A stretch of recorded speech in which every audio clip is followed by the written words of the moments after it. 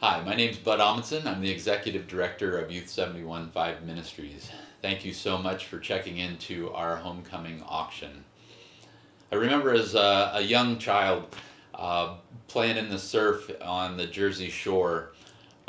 We used to body surf, and I remember one time I got just pounded by a wave, and by the time I got oriented and stood up, another wave hit me and knocked me over, and I'm scrambling around and trying to figure out which way is up. And then just as I stand up again, a third wave hits me and knocks me over and sends me sprawling.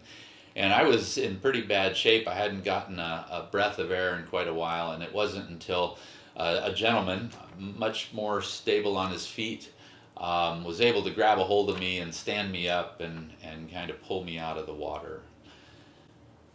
I think that's how most of us are feeling right now.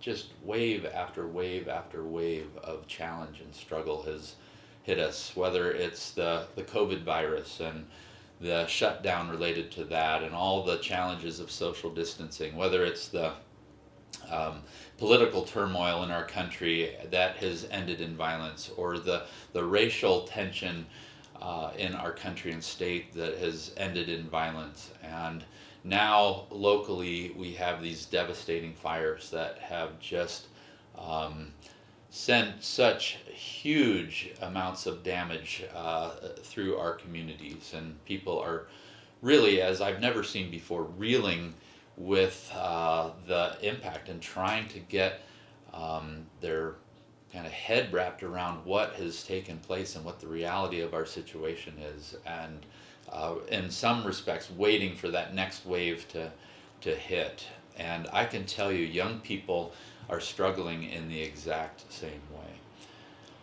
So, um,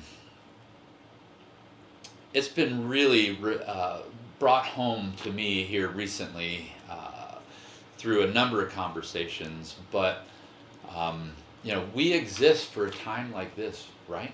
This is why Youth 715 Ministries exists and impacts the lives of young people, because we are um, constantly dealing with challenges and struggles. Young people are always dealing with the hardship of relational poverty. And so, while in essence so much has changed in our community, our mission really hasn't. We still exist to share God's story with young people through trusting relationships in any relevant way. Um, we are in the business of relationships, and we focus hard to build trust, to bring hope. And in that, we want to stay in our lane. That's what we want to focus on. Things have changed. It's a different community than it was just a couple weeks ago.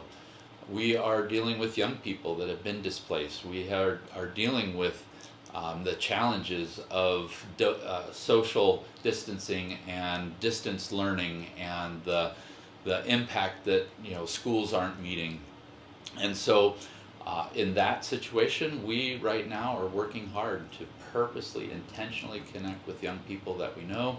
Also, we're working hard to provide safe places for young people to go and be able to focus on their schoolwork, have internet connection, which they may not have right now, or even have an adult that is there to maybe help with some of the challenges of their studies.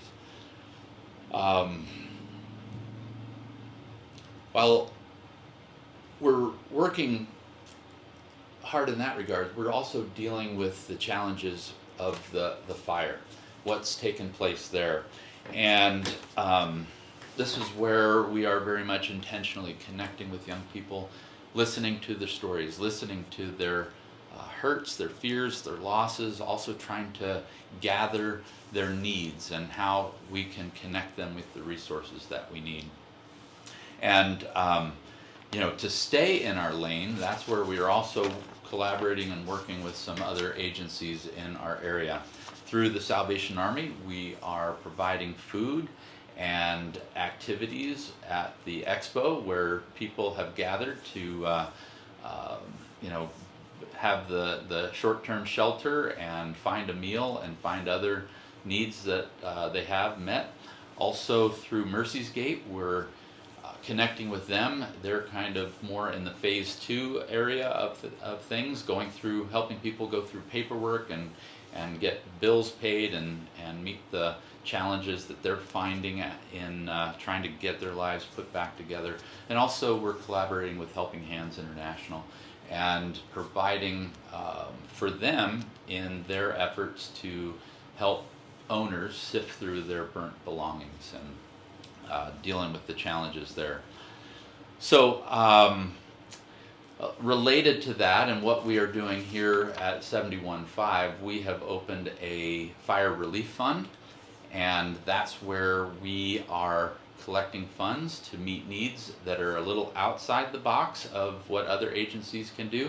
For example, a young man had just gotten a job with a mechanic and had his tools burnt, and that's where we're looking to help that young man get his tools so that he can get started in another job. To accomplish all this, our organization has decided to step out in faith and give as much as we possibly can right now. And part of that is where, with our homecoming auction, every bit of the bidding portion of our auction, everything generated, all proceeds coming from the auction items is being put towards fire relief. Also, I would encourage you, you have opportunity, if you aren't interested in bidding, that's where you can go to our website, 715.org, 71five.org, and you can click on the donate button there and just give a donation towards the young people and their families that have been impacted by this fire. I encourage you, please be generous. You have opportunity to change the lives of folks that are in desperate need. Also, in this, I would remind you, our mission hasn't changed. We are still providing trusting relationships that lead to hope. And obviously, the needs of our community have changed, our methods have changed a bit, but you still are bringing trusting relationships that lead to hope, an eternal and indestructible hope. Thank you.